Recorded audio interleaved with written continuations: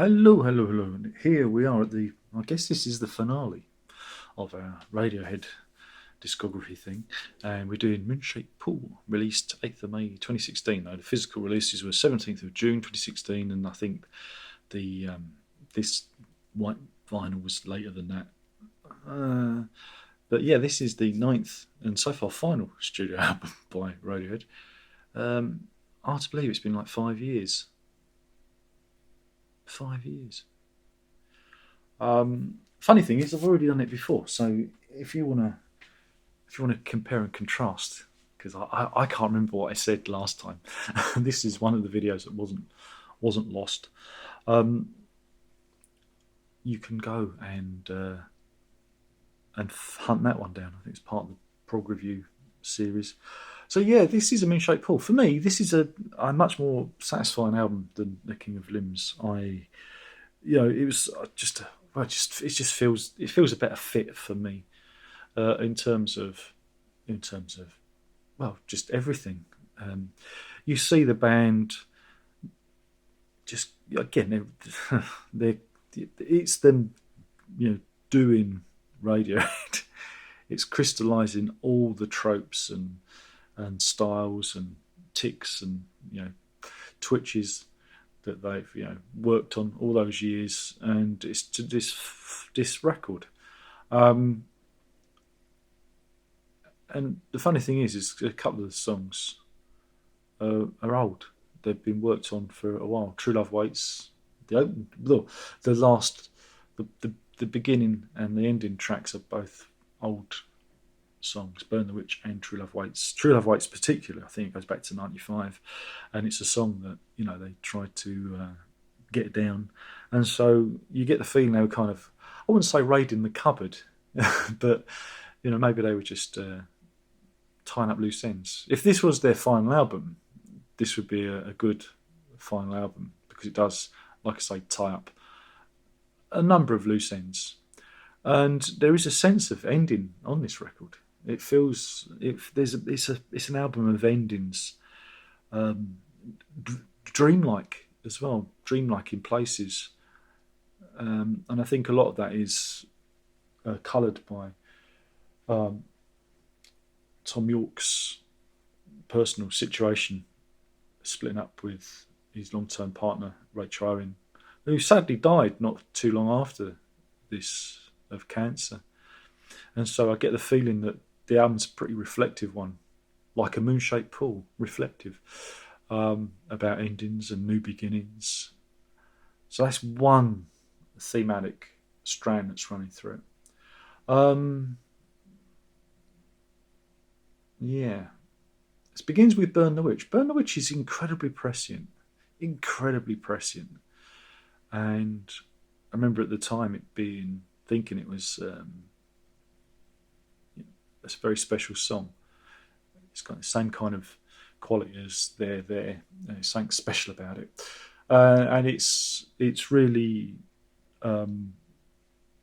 underlined by the use of strings. I've forgotten. Let me just pull up the Wikipedia page and see who did the strings.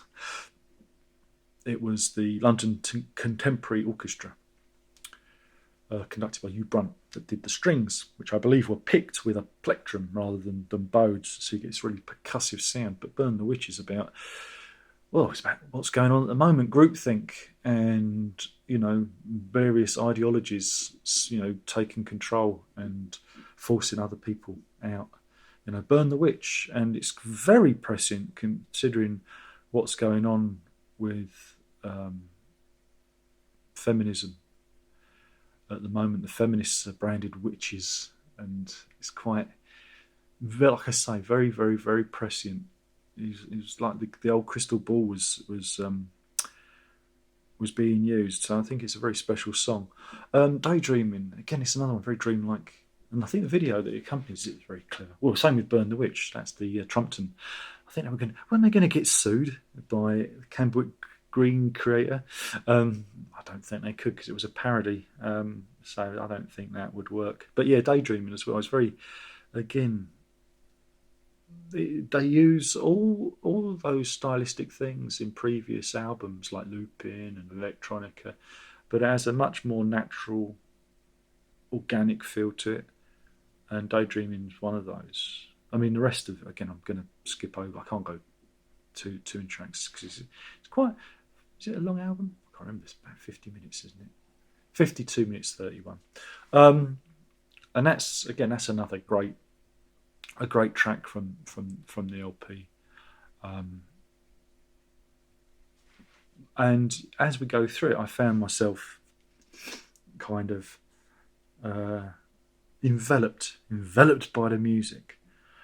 This time around, again with King of Limbs, I had my major problem with it again was Tom York's vocals, where he's just kind of caterwailing, and whereas this, you can hear you can hear what he's singing, and it's I think it's a purer performance. Again, it's much more heartfelt, and we see, like I say, things breaking down, things coming to pass, things starting again. The numbers is a vaguely, I guess it's kind of political. It's about revolution. I suppose it's, again, you've got to remember 2016. It would have been the the beginning of Trump. But I love the idea of this. When they write about revolution and your time, nothing ever happens, and that's what there should have been a track called "Nothing Ever Happens," because you know politics is showbiz for ugly people. It's just a lot of blow and brouhaha, and the system is a lie. It is, but there's nothing you can do to change it because it'll always be that way unless there is revolution. There won't be because too many people are too busy enjoying their time on social media or binging Netflix. The masses have been subdued. Um, and yeah, it ends with True Love Waits, which again it's a song that has it appeared before? Did it appear on that live collection? I can't remember. I can't remember where if it appeared on something else. Um, I know it's been played live. I think, um, and again, I think it was.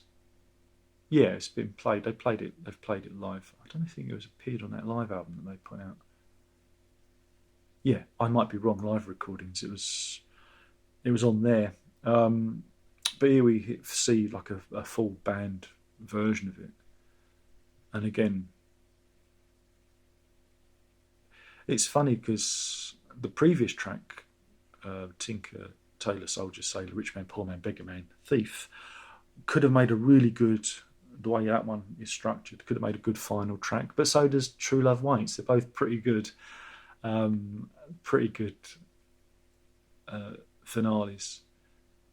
But it's a much more cohesive album than the King of Limbs. I think it's a much more measured. Also, again, using the strings. The strings are used a couple of times um, on the tracks, and that adds an extra dimension to the sound, which is much needed. And there's even extra drummer. Clive Deemer appears on Full Stop for extra percussive duties, which again just adds a little bit extra to it. It's not as busy as some of their other albums. Some say it's stripped back, and that may be so. But I think it's a pure experience. I think again, I think the producer deliberately did a kind of Eno thing on them and made them more aware of what they was doing. Keep it simple, and that's what you get here. And I think again for me, because there's got to be an emotional point of contact, and this works, on that level. It's a very maudlin album though. This is the thing. You don't go into it. I mean, I will listen to this on a bleak December day, and I wasn't in the best of moods. And by the end of it, I was like, oh boy, I've got to do a review of this now. So it's not a happy album, but it's almost like an end of the year album, really. thinking of it. Listen to it in December is probably the best time. Listen to it on New Year's Eve. That put you in the mood. So yeah, it's certainly a better record than the previous one, and one that resonates with me, that I can get with. So yeah, a return to form, focused. And it's funny because the track listing works even though it was done alphabetically, because they couldn't decide track listing apparently, so they did it just by alphabet, and it still works. Though on the old record it's split up over 4 sides, which means you've got to turn it over occasionally. So there we go. Look at the silver letter in there. Look at that spot, silver. Look at that. It's nice, isn't it? This was a limited edition. I don't know if you can sort of see it there. It says limited edition, white vinyl, with a download card as well. Got a download card with a code. Code with a card. Card with a code. Again, it kind of follows the usual design aesthetic. No lyrics this time. You can't sing along. Some of the shapes on this kind of reminds me of OK Computer design. Indeed, white vinyl. Oh, I have ruined it. Oh, the interesting thing is inside. I don't know if you can see this. Look, there's even printed on the inside of the record sleeve, which is peculiar, isn't it? An added detail. And there's this one as well. But again, there's that fragmentary imagery, like there's like kind of a family, and then there's somebody kind of moving away, things breaking down, fragmenting, you know. It's all so miserable. And indeed, white vinyl. And let's see if we can see the side of that one. Can you see that? There. Just catch it. I think it's the world stretched out or something. Is that the world? I don't know what it is. It looks vaguely Earth-like inside there. I'll have to split open the sleeve. Don't want to do that though. So yeah, thanks for listening. I've been talking about A Moon-Shaped Pool from 2016 by Radiohead.